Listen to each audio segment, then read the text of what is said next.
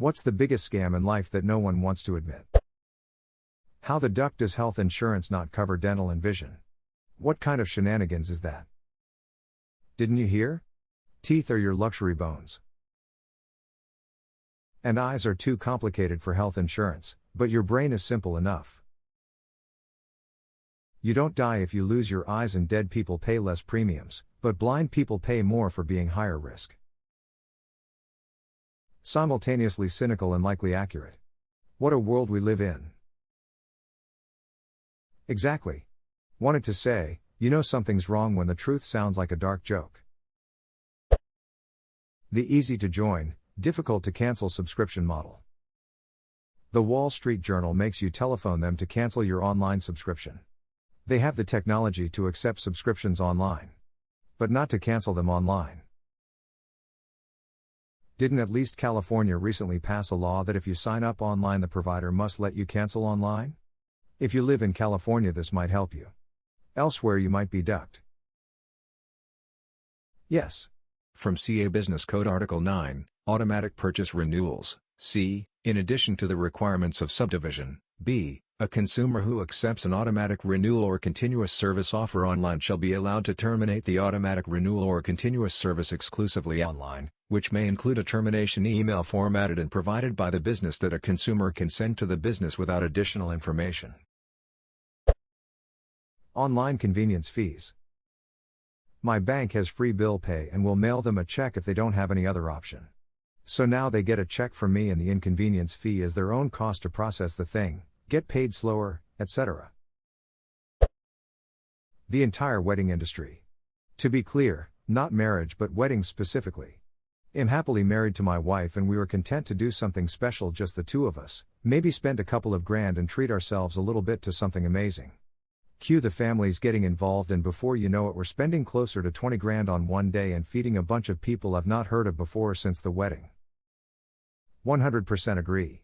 There were 3 people at my wedding, which was held in a small bar before it opened. We were interested in having a marriage, not a wedding.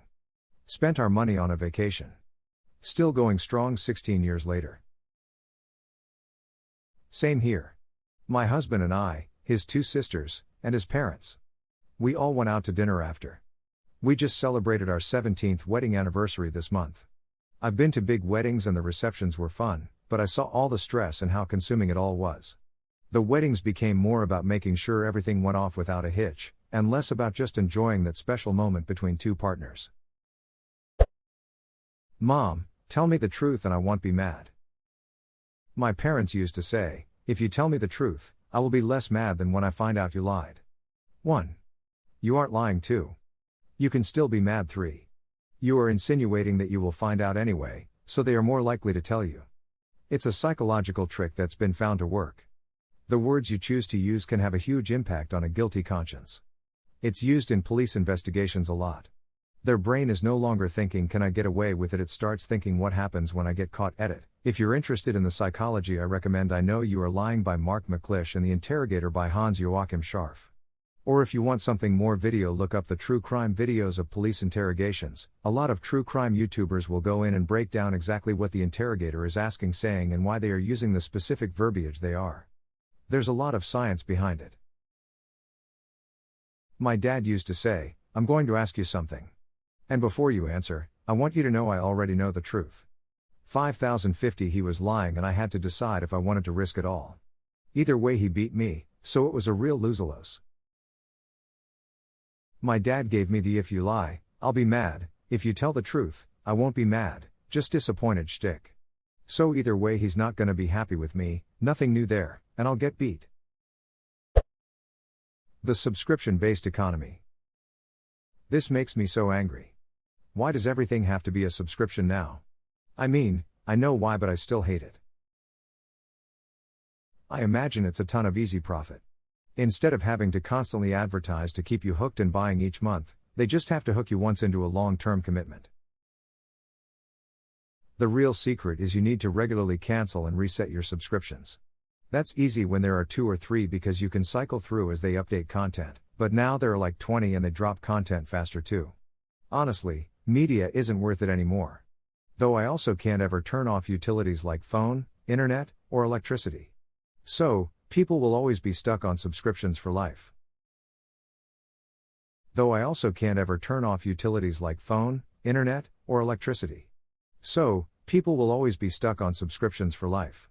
Honestly, I believe those are fine because of how their service works. My beef is that everything wants to be a subscription now, and that's extremely annoying to me. Agreed.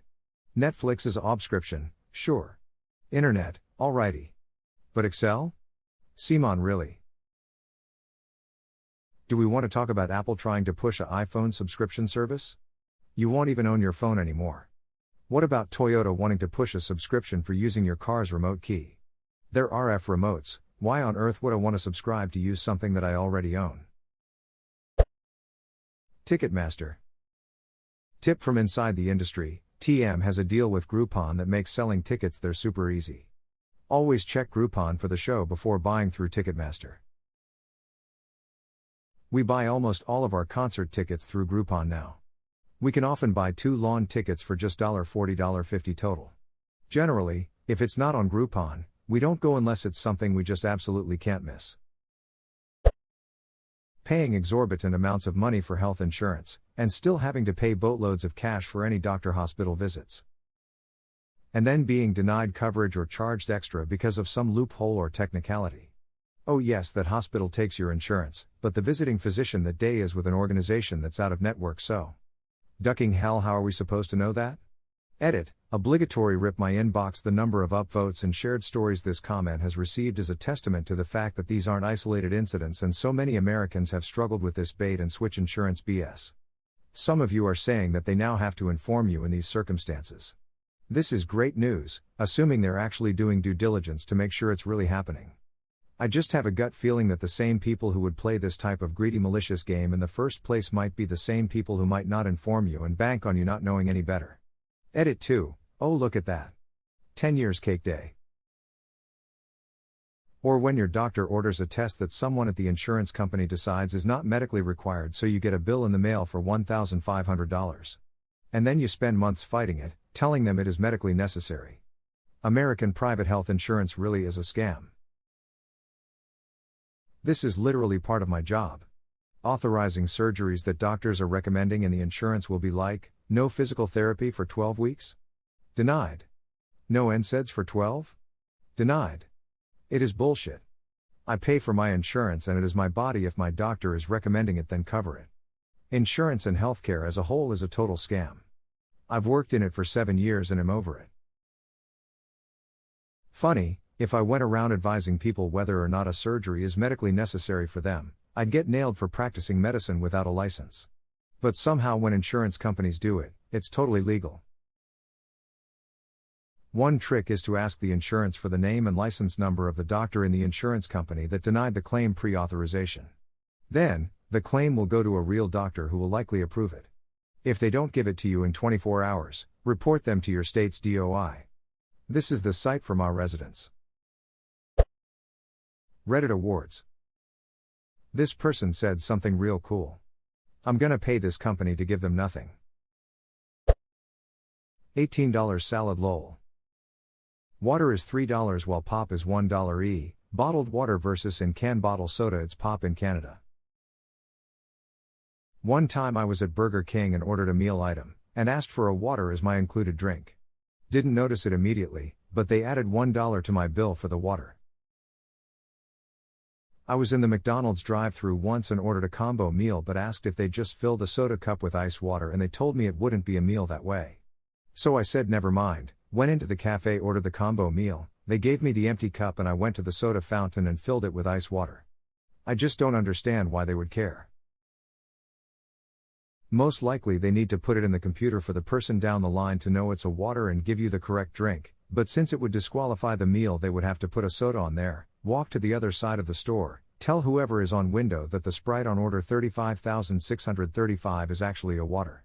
Source: I work in food and the systems are intentionally finicky for both customers and employees to force people to order certain things. Click here to unsubscribe to this email notification. Hustle culture.